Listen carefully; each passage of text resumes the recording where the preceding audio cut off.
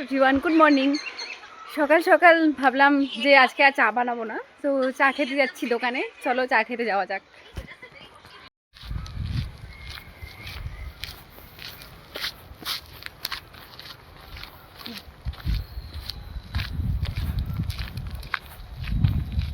এখন চায়ের দোকানে বসে আছি, চা দিবে। চা বলা হয়েছে, এখনো দেয়নি, চায়ের জন্য বসে আছি।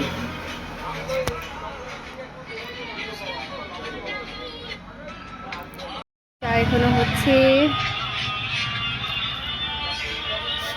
চা চলে এসছে।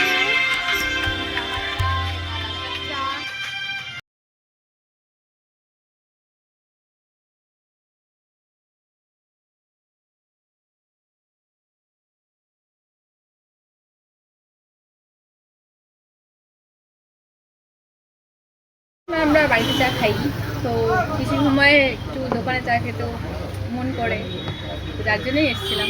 তো ভালোই লাগছে। চা খাওয়ার সাথে সাথে ভাবলাম একটুখানি দিদিও খেয়ে নি, তো সাথে আরো দুটো দিদি এসেছিল।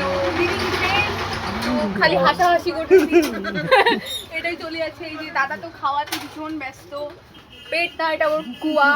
আবার চা খাচ্ছি, চা খেয়ে তারপরে বাড়ি যাবো। চাটা ঠান্ডা হয়ে গেছে, তাও খাচ্ছি। অনেকক্ষণ ধরে গল্প করতেছিলাম বান্ধবীদের সাথে, তো তাও খাচ্ছি, ফেলবো না। যাচ্ছি বাড়ি।